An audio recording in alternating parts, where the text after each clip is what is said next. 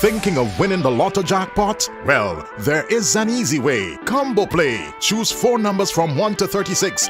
That's a combo 4 at a cost of $64. Match any 4 of the 5 numbers and win the lotto jackpot. There's Combo 6, where you purchase 6 numbers for only $12. Match any 5 of the 6 lotto numbers and hit the jackpot. How about Combo 7? That's a purchase of 7 lotto numbers for $42. Match any 5 of the 7 numbers and you will win the jackpot. There are also Combo 3, Combo 8 and Combo 9 lotto plays. Visit the NLA headquarters in Pauls Avenue or WhatsApp 495-6886 for more details. Lotto, you have to be in it to win it.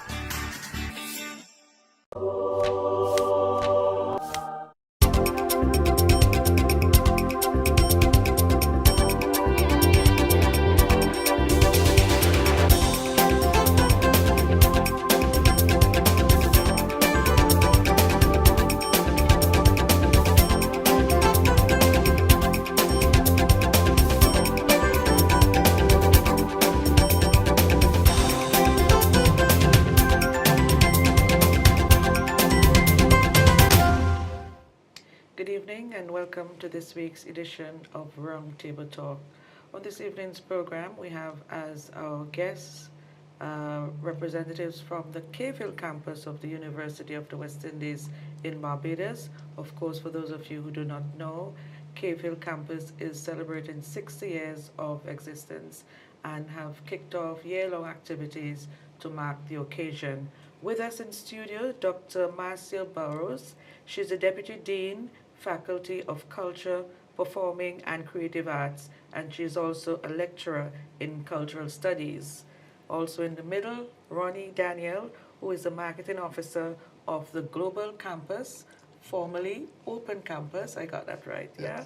And we also have Patricia Atley, who is a senior assistant registrar, student enrollment and retention unit. Mm-hmm. Welcome, ladies. Welcome to SVG. Thank you very much. So good to have you.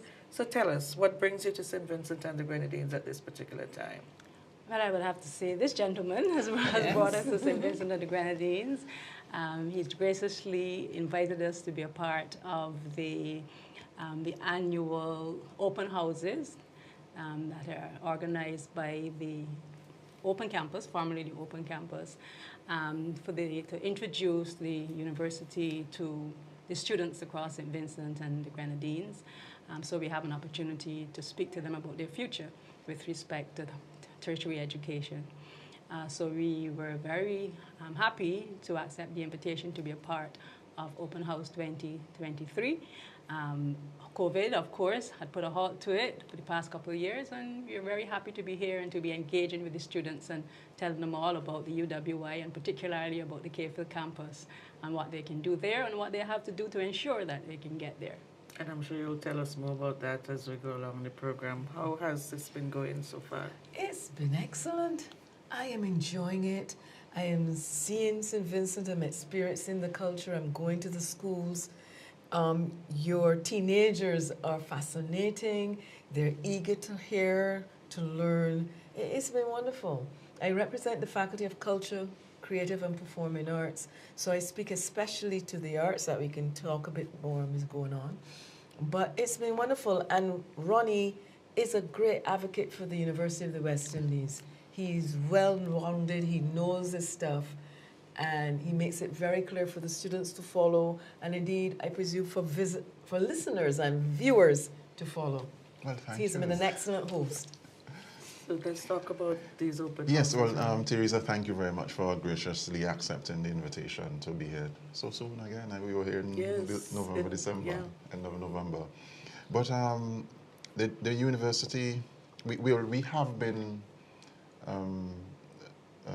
doing this for quite a while now, and our colleagues have been coming from the landed campuses to share the latest information on research. They will share information on requirements for entering the university, and among other things. And I think for us, it's bringing the university to the community. And the Open Campus here in St. Vincent has been doing it before my time. Perhaps we have stepped it up over the last decade or so because we realize that there is an environment that is very conducive for tertiary higher education. And we have been playing our part in ensuring that our students are well informed and equipped to make decisions where their academic development is concerned. And so we every year, we generally do this in November, but because we just went into our site in August, we weren't able to prepare in time for November. So this was applications, the campuses are still accepting applications at this point, so it's still a good time because we could give them information for the new academic year so they could make the best decisions in terms of the options and work on their finances, etc. But this is part of the idea of bringing the university to the community and arming our Form 4s and our Form 5s and our Form 3 students and the general population as to what happens at UWI. We've been having some, in addition to meeting the students, we've been having some very engaging meetings with some institutions. We'll perhaps talk about that later. But it's always a pleasure. We are all graduates of the University of the West Indies, Mona campus, Cable campus. And the university has a proud tradition that persons like myself and all of us ought to be proud of. And I think, and I said to the students today at St. Martin's and again at Convent and Grammar School that the University of the West Indies is a public institution, and that's the difference. It is, part of the mandate is academic development, but part of the mandate is also national development, and that's what we, our colleagues are here to do, to share the information, to meet with business and to meet with civil society and statutory bodies, etc. Which are some of the institutions that you have been visiting or have targeted in particular? Yeah. Well, I guess you're asking outside of the schools in terms of the special organizations. Well, this year we decided we really wanted to focus on culture and the arts, which is why Dr. Burroughs is here. Every time we come, we are accompanied, we have an administrative person, but we usually have representative from the academics as well, the faculties. And the Faculty of Culture, Creative and Performing Arts is the newest faculty opened at the Cave Hill campus. And we think that, we wanted to really introduce the faculty more to societies, to the students, but particularly to partners in the different countries. So we have met Marcia. I asked her, who would you like to meet when we come? So they've met with the festival committee, Carnival CDC, CDC. Yeah, Carnival and then today we met with Cultural a department. team of Culture, representatives yeah. from the cultural department, yes. Yeah. So those were the ones that we met with and engaged with so far. I wasn't in on the festival conversation, but I heard it was a wonderful conversation. It was enlightening, and it was an exchange of ideas. Though we are very much in the regions, it is rare that we get to meet each other's commission practitioners, so we speak the same language, but we're on islands or countries. And so meeting the Vincentian group, it was amazing. We could talk about Grenadian festivals, Capoeira festivals, Jamaican festivals, Antiguan festivals, St. Kitts festivals, but we rarely have an opportunity for us to meet as a regional body. And it was fascinating for that. And the exchange of ideas, the ways in which we at the Faculty of Culture, Creative and Performing Arts can help advance the many, many, many moments of challenging the cultural norms in St. Vincent. Help with the process of national development, which in turn helps with the process of Caribbean development, Caribbean society, and cultural confidence in the Caribbean. Would you say that the students so far have exhibited a certain amount of interest in this particular area? Well, two things. I think most of the students are teenagers, and to be honest, they're more into K-pop than anything else. So the concept of a university for some, but they listen with interest, and maybe we've planted seeds to think about what do you want to be doing in 5 years' time. I always say to the students, dream big. There's possibility for financial assistance. University waives 66% of the fees for persons from the Eastern Caribbean. Dream big. We've had responses. Today we were in 2 schools, and one of the schools, all boys, some interesting questions. I could see that they probably were preparing for university. So one of the young men asked me about if I'm an accredited university. And he said, okay, are you accredited in the Caribbean? What about the world?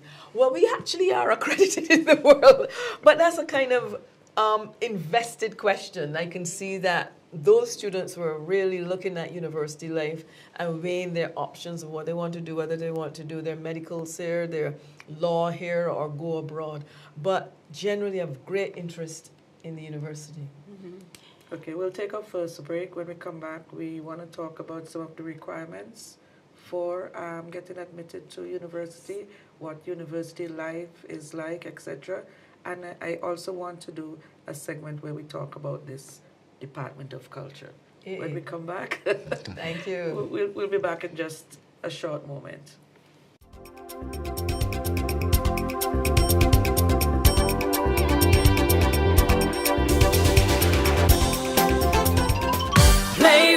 Here's your chance to win even more from the National Lotteries Authority when you play for 2 times daily. Choose 4 numbers from 0 to 9 and you can win up to $5,000 with a $1 inline bet. Makes 4 and back it up 2. That's right. There'll be lots of cash waiting for you. Get your tickets Monday to Saturday for the Play 4 midday draw at 1:50 p.m. and the Play 4 night draw 9 p.m. So easy to play. You'll win even more.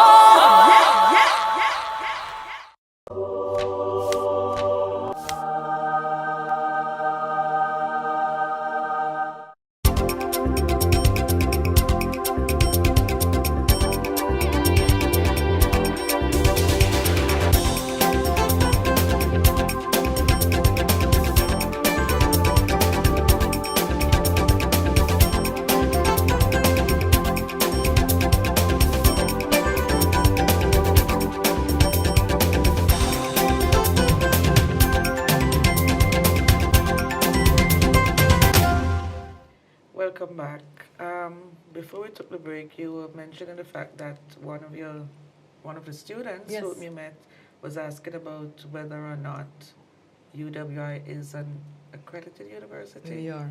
And I am sure that you were able to tell him that it is one of the Yes. top universities 1%. in the Top world. 1.5%. 1.5%. We've been Yes. telling them that, letting them know that when they come to UWI, they come into a top-rate university. We've also been showing them just samples of our students who leave UWI and who, some of them, many decide to stay and do postgraduate with us, but those who might decide to go and do postgraduate study overseas get accepted in some of the world's top universities, other top universities, I should say. And we were showing them just samples of persons who've gone on to Oxford University and Cambridge University and McGill University, and not only go on, but excel, come out at the top of their class. So we try to get them to understand the kind of quality education that they do get at UWI. But one of the things we also want to talk to them about was, the criteria for getting in, because we were happy we had the opportunity to talk to students like in the 4th form, in some cases the 3rd form, because sometimes we see students, they apply, and by the time they know what they want to do, they might not have done the subjects to get into that particular program. Like for example, sometimes we see students who come and they want to do medicine, but they haven't done physics at CSEC level. So even though they don't need physics at the CAPE or the associate degree level, they certainly need to have done it at the CSEC level. So we let them know about the 5 core subjects. In order to get into the University of the West Indies, they have a minimum requirements. And those minimum requirements can actually get a person into many of the faculties, what we call a lower level matriculation, where they can do their degree in 4 years. And those minimum requirements are they have to have English language or English A, as it is termed in CSEC. and they have to have a pass in at mathematics or a science subject or a foreign language or geography. So once they qualify those two categories, then another 3 subjects that they would choose depending on what they want to do. But if they want to do medicine, then those 3 subjects they have to include chemistry, And biology, and physics. All 3 sciences they have to do. If they want to do engineering, they have to have done mathematics and physics. A young man came to me today and he said, well, he's doing biology and chemistry, but he hasn't done physics and he wants to do engineering. So those kinds of things. But then we're letting them know, in some faculties, to go on to medicine, you can't just have 5 CXCs. That's the basic requirements. It might get you into the Faculty of Humanities and Education to do your degree in 4 years. It might get you into some programs in social sciences to do your degree in 4 years. Not all, because there are programs in social sciences where you need to be fully qualified. You need to have CAPE level, at least 2 core units in CAPE, or your associate degree at least a grade 2.5 GPA, for example. But for medicine, you have to have your 3 CAPE subjects. You have to have or a GPA of at least 3.5, those kinds of things. If you want to do law, you have to have, higher level qualification, your CAPE or your associate degree. So those are these kind of conversations that we've been having with the students as well. And also getting them to understand the range of programs that are offered, because sometimes, they think just basic things and they haven't realized the extent to which the curriculum at the university has been growing and developing in response to, to the needs and new careers and that kind of thing. And the way the university has opened up the curriculum to allow them to marry different disciplines together to broaden, the scope with respect to careers. So we've been talking to them about a lot of that as well. So you spoke about a 4-year program. The 4-year program is just in case you do not satisfy the minimum requirements. Yes, a person who comes in with just the basic 5 CXCs and say, for example, go into the Faculty of Humanities to do literatures in English or to do history, that person would do their degree over 4 years, because the first year they would split it in 2. So they have a slower start, a less demanding start to their program. So instead of doing 5 courses in the first semester and 5 in the second, they maybe do 3 courses in the first semester, 2 courses, and then they do, because they have to do 10 courses at that level 1. So they would do those 10 courses over 2 years as opposed to 10 courses over 1 year. Whereas someone coming in with 2 CAPE core subjects in CAPE would do their first year over, the 10 courses in first level over 1 year. Ronnie, you're itching to say something. I can see. I think so. I suppose in the case of the open campus, we have an additional feature or mechanism so that, and I think we mentioned it earlier this afternoon in our conversation with the ministry officials, the open campus has something that is called prior learning assessment.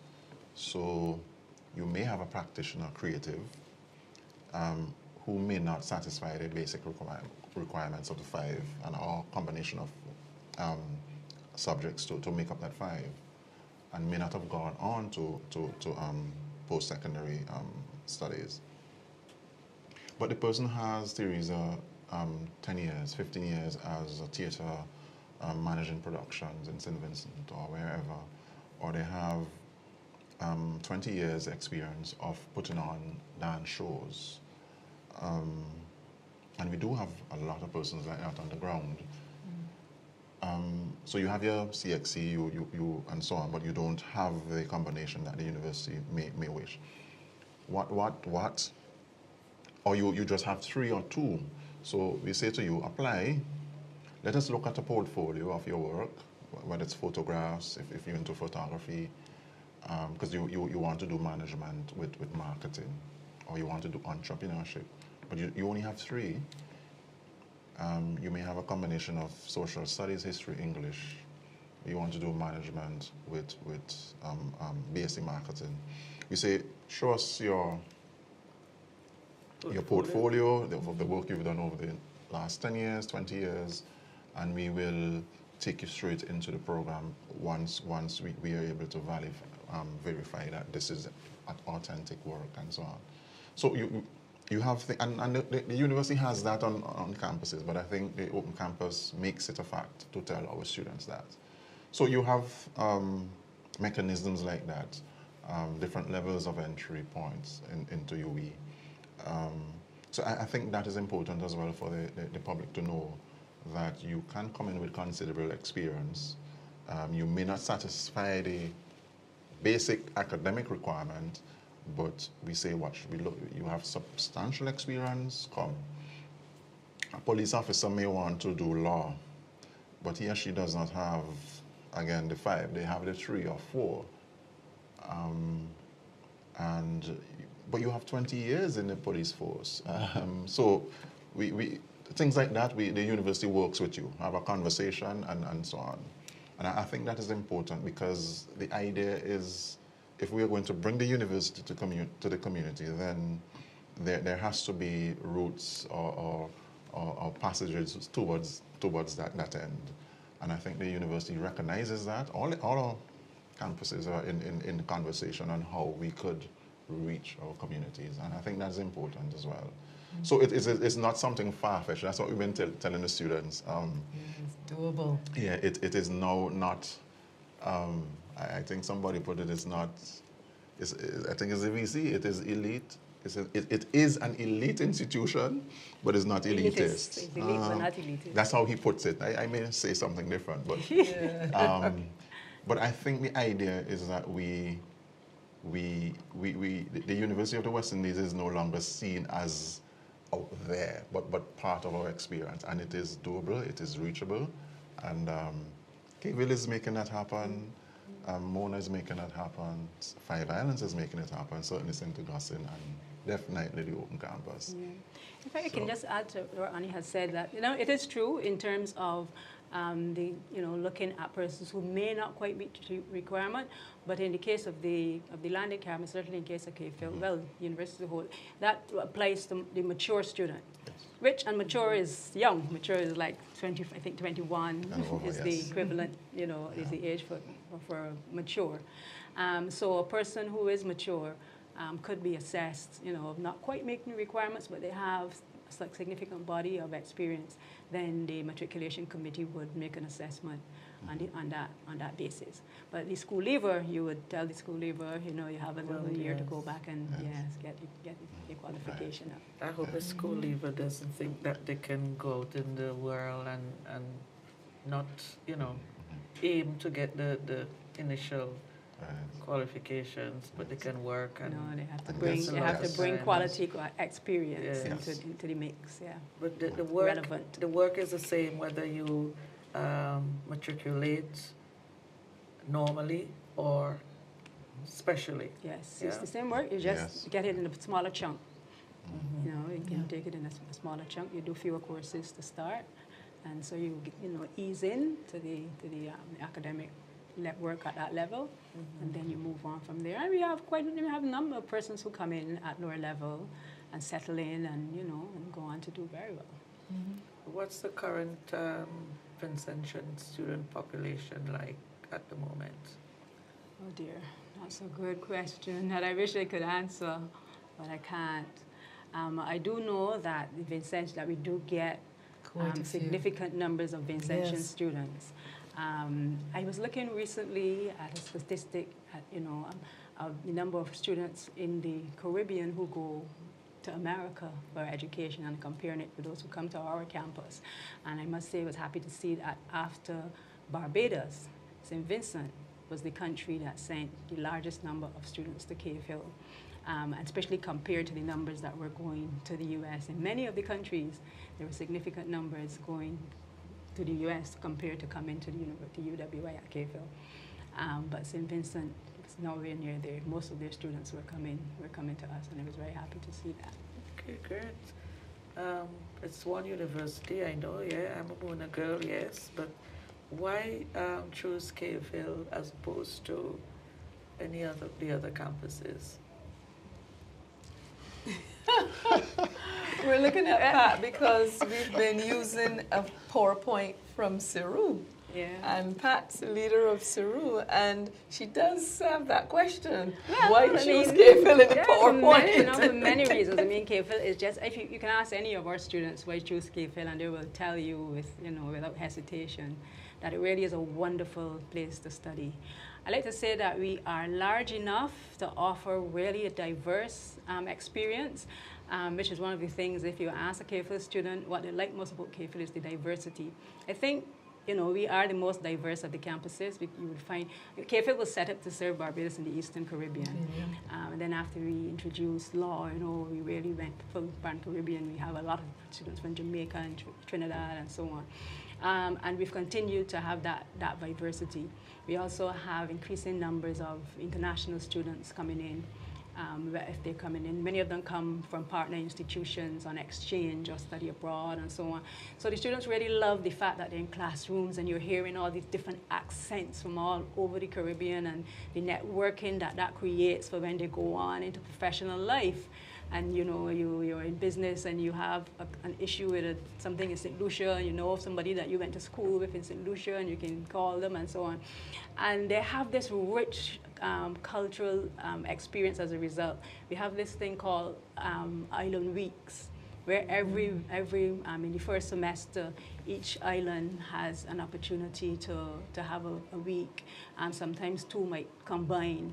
And they use that week to really introduce their island to the campus community, their food and their music, and it is really just a really, really wonderful experience. So it's a beautiful campus, so we do show them some of what the campus is like. What else is there? I mean, recently we talked. It's the only campus where you can see the sea. Yeah, we call ourselves the campus by the that sea. you actually see the sea. Yeah, and I have colleagues who come from St. Augustine in the morning and go, "Wow, yeah. there's the sea." Yeah. And also our motto is our mascot is Chili the Blackbird. Which is found all over Barbados, and the motto is one flies, all soar. Mm-hmm. And we really take that very seriously in terms of trying to create that kind of family atmosphere, close-knit atmosphere on the campus. And I think we are succeeding to a significant extent in that way. So our academics are very good. Students, they get a very rich education, but they really enjoy themselves in the process. And I think those are two good reasons to I think to emphasize what Pat has said, I think this Eastern Caribbean connection is really important for KPhil. We were created to cater to the Eastern Caribbean. I went to KPhil and I have memories of the Lucians and the Vincentians and the Dominicans, and you meet people from across the Eastern Caribbean on the campus. I know you're a Mona girl. And in the earlier days, everyone went to Mona, or a few, but because of the proximity of the campus, I believe we've had increased populations from the Eastern Caribbean towards KPhil because it's there. I told the students in some spaces that our ticket said it takes 45 minutes to get from St. Vincent to Barbados. Our pilot did it in 15. More like 30. She says 30. I think it was 15. Fast. It was fast. But the point is, I think that this is one of the features of the KPhil campus. We cater for the Eastern Caribbean. Yes. The Eastern Caribbean needs to continue to challenge the KPhil campus to say, where are we, what is happening, how are you interacting with us? And the meeting we had today with the culture was about that, and it reminds us of these original roots of catering Barbados and the Eastern Caribbean. When we come back, we'll talk some more about the Department of Culture, Faculty of Culture, Performing and Creative Arts. Back in just a moment.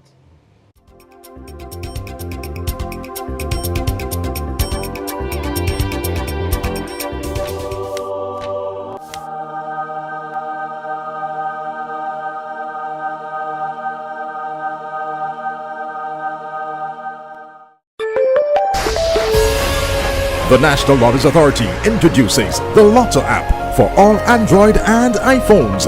Your free download available at nlasvg.com. Whether at home, work, or simply having fun, get all NLA game results at your fingertips. View all draws of the National Lotteries Authority on your handset or tablet with the user-friendly Lotto app. Download today at nlasvg.com. The Lotto app. Thinking of winning the lotto jackpot? Well, there is an easy way. Combo Play. Choose 4 numbers from 1 to 36. That's a combo 4 at a cost of $64. Match any 4 of the 5 numbers and win the lotto jackpot. There's Combo 6, where you purchase 6 numbers for only $12. Match any 5 of the 6 lotto numbers and hit the jackpot. How about Combo 7? That's a purchase of 7 lotto numbers for $42. Match any 5 of the 7 numbers and you will win the jackpot. There are also Combo 3, Combo 8 and Combo 9 lotto plays. Visit the NLA headquarters in Pauls Avenue or WhatsApp 495-6886 for more details. Lotto, you have to be in it to win it. Play for. Here's your chance to win even more from the National Lotteries Authority when you play for 2 times daily. Choose 4 numbers from 0 to 9 and you can win up to $5,000 with a $1 inline bet. Makes 4 and back it up too. That's right. There'll be lots of cash waiting for you. Get your tickets Monday to Saturday for the Play 4 midday draw at 1:50 p.m. and the Play 4 night draw 9 p.m. So easy to play. For, you'll win even more.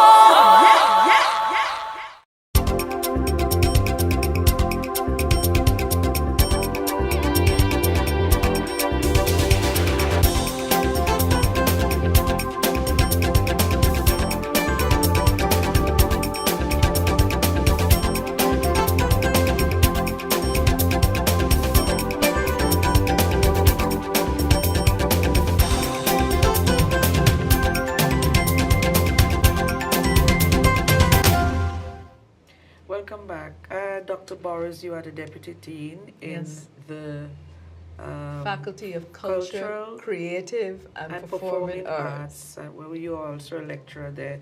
Give us some background into the development or the evolution of this particular Okay, faculty. I'm also co-founder of the Cultural Studies program. Cultural Studies program, I wrote the courses between 2002, I delivered them in 2003, and we began the program in 2004. To an overwhelming response, we received 15 students, MA, MPhil, PhD, at once, which was unheard of in the Faculty of Humanities and Education.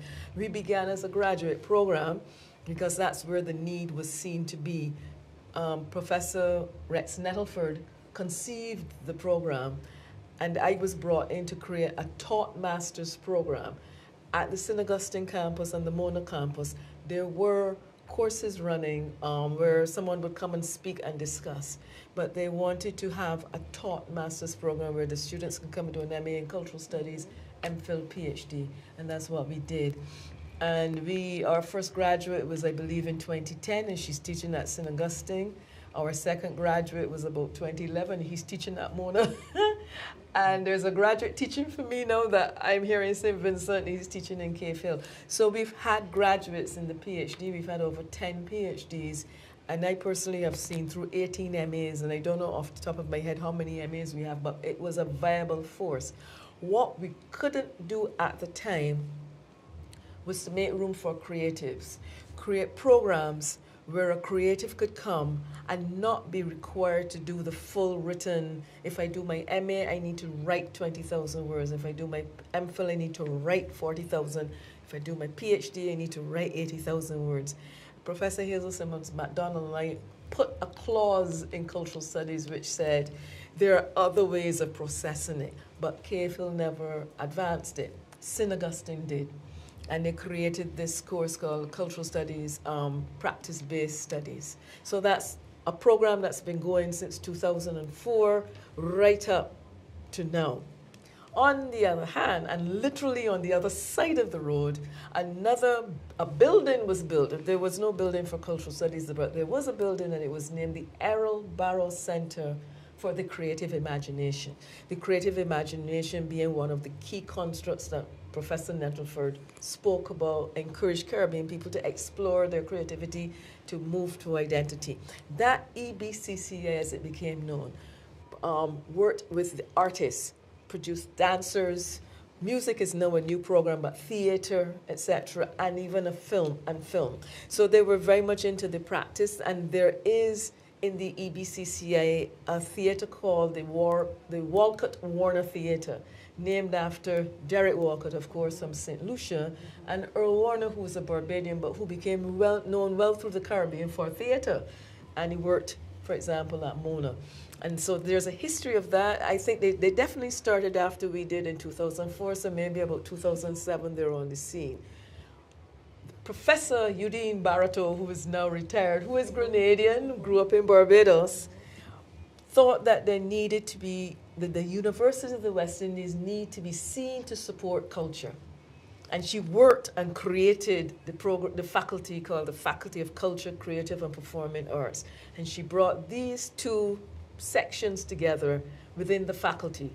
And so the Faculty of Culture, Creative and Performing Arts was launched August 1st, Emancipation Day, 2020, in the middle of COVID, because of course no one thought of COVID. So at one stage I thought they're going to postpone this thing. No, they didn't. It was a digital launch, an online launch. You can go to our website and see it, where we brought together hundreds of pieces of clips together, and we were launched in 2020, 1st August. So we're now 3 years old. The Cultural Studies program was made into a Department of Cultural Studies. The EBCCI, there's a Department of Creative and Performing Arts, and the two of them form the Faculty of Culture, Creative and Performing Arts. So what are some of the courses and offerings? Yes, the Cultural Studies program continues. You can come into Cultural Studies and do your MA in Cultural Studies, MPhil, PhD. The Creative Arts programs continue, but what has been now blended together is that Creative Arts, more programs were introduced. You can do a Bachelor of Fine Arts in dance, a Bachelor of Fine Arts in theatre, a Bachelor of Fine Arts in film, Music. and the most recent literally was September, a Bachelor of Fine Arts in music. There was a music and education program with a few students, and I was saying to my colleagues, I acted as dean over the summer, and I started to receive these requests. May I change my program from music and education to music? And I said, yeah, sure, Pam. And another one, and another one. I said, what's going on? I signed about 18. I said, what's going on? Because music just took off. And so now you can pursue your Bachelor of Fine Arts in music. The principal has just said that we will have a full-time position for music, which is another way to really get a program going. So it is blossoming 3 years of the faculty, but several years before that. But we have a very eager staff, very focused, and discussions with the Vincentian Ministry of Culture. I have a number of requests to take back. But we can see that this could be a force to be reckoned with, that culture in the Caribbean perhaps has been truly overlooked to the energies that can be created through culture. There's also the bachelor's in doing Caribbean studies. Yes, because there was a new program. Well. So Cultural Studies began as a graduate program and continues as a graduate program. At one stage, within 2 years, 2006, I created the minor in Cultural Studies. Professor Nettleford, rest him, didn't want undergraduate studies. One of his ideas was that students who've been through undergraduate studies should come together and exchange ideas. What we found at KFL is that the undergraduate students started to say, we want to do cultural studies, we want to do cultural studies. So we created a minor in cultural studies where you're a major and then you do 6 courses as a minor. So you could do chemistry with cultural studies, education with cultural studies, management with cultural studies, and we've had students do psychology with cultural studies. We've had a couple of those. In recent times, another degree blending together a number of courses at the undergraduate level was created, and it's called a BA in Caribbean Studies, and that sits within cultural studies. And yes, my colleagues worked with Faculty of Social Sciences, Faculty of Medical Sciences, CERMES, Faculty of Law, and created this Bachelor in Cultural Studies that is slowly taking off. Caribbean Studies, that is slowly taking off. But for example, there's a young man who's done several of my courses, and he's an A+ student every single time. And he's pursuing the BA in Caribbean Studies. So I'll be curious to see, he's probably the first person to graduate with it, Krishan. And it's exciting. It's really exciting. Yes, and they can do that. They can do that with minors and things like Yes, gender they studies can. Yes. and yes. So you can do BA Caribbean Studies with Gender studies, BA I think with Caribbean political, history, yeah, BA political with Caribbean science, Studies I with think, management, and BA psychology. Yeah, I think one of the we've been saying it over the days. The university. You remember Monum? I remember my days. It was one subject that you did, and you pursued that subject. So I did history and law because that was one of the few major minor options in those days. Now there's so many major minor options. And double majors across Students faculty. can pursue their passion as well as what career they're seeing them for. So at the moment, in my festivals class, there are 6 science students who've come into festivals. They're not going to give up science, but they seem to have an interest in culture, and they're in the festivals class. Biochem, chem, physics, everything. So there's a festivals class. Yes, there is. It's called Festivals Caribbean, Festivals and Rituals in the Caribbean. A very popular course. International students come into it every year, and because I believe something that became an experiment has become a thing, in this period, of course, this is a period of Lent and carnivals across some of the Caribbean and in Brazil. But we were in Barbados. Our festival is crop over. But we have a Hindu community, and Pagua has started to make itself known on the national scape. So I take my entire class, and they bring all their friends, and we get completely covered in powder paint, anything you can think of. We come home looking purple, green, yellow, pink. And that is one of the courses, one of the experiences you have. I then have contacts in the Muslim community, and I take them into massages, or what we call mosque, so that we find ways and means of experiencing different cultures, different concepts of religion, different concepts of the secular. When we go to the mosque, of course, I say to the girls, we are respecting the culture now, sleeves down to here, skirts down to the bottom, and they accept that we're going into a mosque. It's a gendered space. Okay. Yeah. So do you have any intention of taking that particular experience outside of Barbados? I would love to. Do you know how many times I've dreamt of taking my students to Dominica for Carnival? If we have the funding, funding is always one of these things that we in the Eastern Caribbean have to tackle. I would love to. I would love to take them. There's John Canoe in Belize at Christmas. Yeah, Bahamas as well. Bahamas, John Canoe. St. Kitts has their Christmas carnival. We have a Maroon Festival in Union Island. There's a Maroon Festival. Yeah. I've met with your Carnival Commission, and I am fascinated by 9 nights. 9 mornings. 9 mornings, and I want to come. Yes. And bring students. Yeah. So yes, it is. And the thing of the course as well is experiencing. So we read about the festivals, but experiencing the festivals. Because, for example, we in Barbados might be seen, and in some spaces in the Caribbean, to be what George Lamin called Judeo-Christian societies. He says we are not just Christian, we are Judeo-Christian societies. And therefore, within our spaces, we may or may not come into contact with persons who are Hindu or persons who are Islam, so that the course allows us to reach out to those communities, and those communities welcome us. They welcome us. They say, as soon as we're there at Pagua, the pundit will say, the university is here. And sometimes he's speaking in Hindi, but recently he's changed now to English, which I would like him to speak in Hindi and get my students to understand. There are other languages in the world, but he automatically thinks I need to communicate, and he speaks English. And when we go to the mosque, and the students ask questions about gender imbalance and balance, etc., the pundit says, well, you know, this is something we're wrestling with in Islam. So they also know that there are certain tenets or certain principles within religion that we still are negotiating with a broader society. Okay, we'll take a final break. When we come back, we'll talk about financial opportunities and options for pursuing your education of choice. Back in a moment.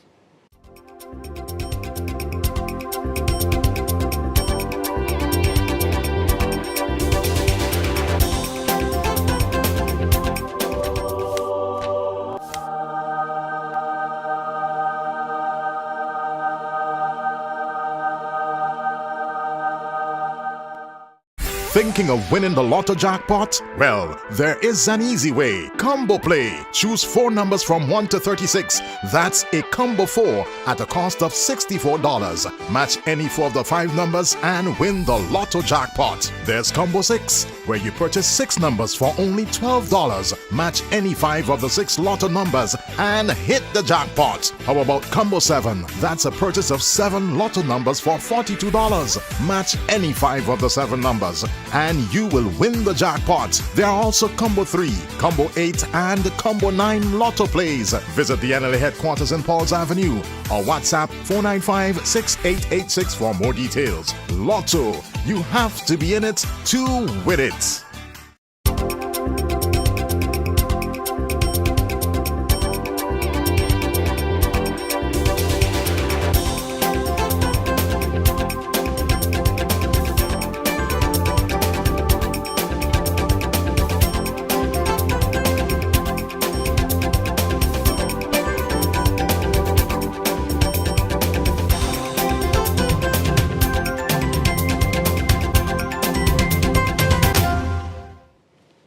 Welcome back. We sound so exciting this program. I wish I was going back to Dewey to do that, but it's okay. What financial opportunities exist for people wishing to pursue cultural studies in particular? We'll talk about the other. Right. The general scholarships for the university that we do not, at this moment, unfortunately, have specific scholarships for cultural studies. Okay. And it's something that we're working on, but then there's the open campus scholarships. Sir Arthur Lewis is probably another scholarship to get to us. Yeah, there are some scholarships. Of course, scholarships are limited, so it's not a scholarship for everyone. But the Cave campus does have the Sir Arthur Lewis Scholarship, which covers both tuition fee and the economic costs. We have the Dwight Venner Scholarship as well, and that's for students. The Sir Arthur Lewis Scholarship is for students doing anything except medicine and law. And then there is the Sir Arthur Lewis Scholarship, especially for Indigenous peoples as well, which is separate from the general Sir Arthur Lewis Scholarship. And then we have, as I said, Dwight Venner Scholarship for students who are studying economics and I think banking and finance as well. There's the UWI Open Scholarship, which is available in any area that covers tuition fees. The application period is usually the 15th of May for all those scholarships. And then we do have partial tuition waivers as well to help, a bit the students. I think that's about $1,500 per semester that students can apply for. But generally, we are encouraging students to recognize the investment that higher education is. Even though some might get scholarships or some may get a partial scholarship, it really is still an investment that the students have to make. We offer payment plans that students have access to. So if they don't need to pay everything up front, they pay their fees by semester rather than for the whole year. And even with that per semester, they can have payment plans to spread it over the whole semester. But they do need to have some funds provided, and I think the government of St. Vincent and the Grenadines does have loans and grants in place as well. Yeah. Ronnie? Yeah. Well, Teresa, as was said last time we were here, Open Campus. Now the global campus. Yeah, yes. Now, well, Caveville and soon to go global. soon. I'm sure the launching will be sometime in this year. But the government of St. Vincent and the Grenadines has committed to higher education, and so they have provided various opportunities for our students through loan facilities, the regular student loan through NIS and so on, and then the disadvantaged student loan, of which the government is a guarantor. The credit unions as well also have been very supportive, and Bank of SVG, etc., with various instruments to help students.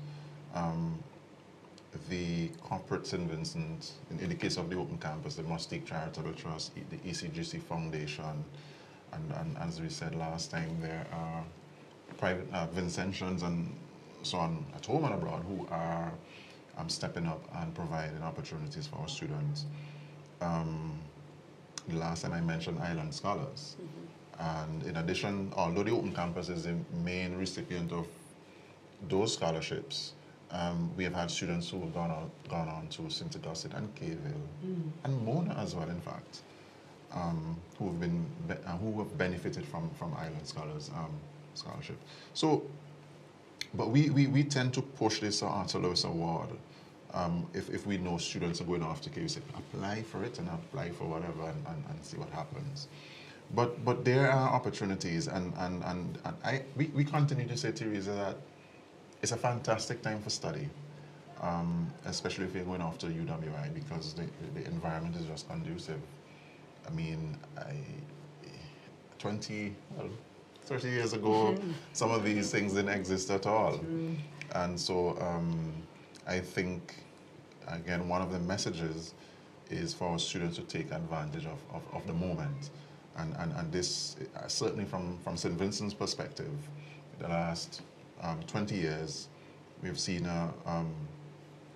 access being made quite easy for students, and of course funding opportunities. So it's a fantastic time, and I think we went to 3 schools today, and students didn't know some of these things exist, and so it was a pleasure to share, both from the university and from local opportunities in terms of funding their studies. So I think it's a good time, and that's it. Yeah, and I do say that when you talk about things that didn't exist and opportunities that students have, and it even ties into funding and things that they might want to be thinking about, putting aside funding for, is the experience that we give students for study abroad. Oh, yes. I know a lot of young people, they have this idea they want to go overseas to study, even if their parents can't afford it. And, we like to tell them that, the UWI offers them the best of both worlds. That was a question I was going to ask you as we round off the program. Well, how do you tell them, ensure that UWI is their first choice? Well, all we could do is to let them know the quality of UWI, that we offer exactly what they will get anywhere else and more and better, and then the opportunities, the benefit of the networking that UWI creates, and also the fact that UWI is grounded in the Caribbean. The curriculum is grounded in the curriculum, and we are really preparing future leaders for the Caribbean. So even if there's nothing wrong, we like an international experience as well, because we are we are developing global citizens. So we do give them that opportunity if they want it to go and spend a semester or a year. We have partners in North America, in Europe, in the UK, in Africa, in Asia. I was telling the students we've sent this semester our first student to South Korea on exchange, because that's a new agreement that we brought on screen just before COVID. And now that things have settled back down, our first student has gone off, and she's very excited. We sent a student to Japan. She wasn't doing Japanese at KFIL, but she was adventurous enough to decide she wanted to go to Japan, so she went and she had her immersion in the language, and she was very successful. Next thing you know, we saw her in the newspaper being featured. She was employed by the Japanese government as part of their special people preparing for the Olympics. And I think she might still be in Japan working now, if I'm not mistaken. So they have this opportunity to go. Many of them choose to go to Canada. They have partnerships with over 20 universities in Canada, some of the top universities in Canada, McGill, University of Toronto, and they choose Canada because we get scholarships for them. The Canadian government has programs, and they would get a scholarship to pay for their maintenance. Because the way the study abroad works, the exchange works, they don't pay the fees to those overseas universities as our partners. We take their students on exchange, we send our students to them. So they will pay their regular discounted fee to UWI, and then they go off.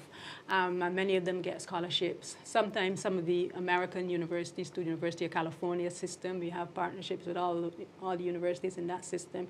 There's some scholarships there. Sometimes our our credit union gives scholarships. So they do have some support, but not, as again, not necessarily be a scholarship for everybody, and not every country that they might be going to offer scholarships. They don't want them to be restricted just because to Canada, just because they can get money there. We want them to go to Africa, we want them to go to South Korea, we want them to go to Japan, we want them to go to Sweden and Finland, and all those places that do offer opportunities as our partners as well, and whose students come here and have a wonderful, wonderful time at UWI.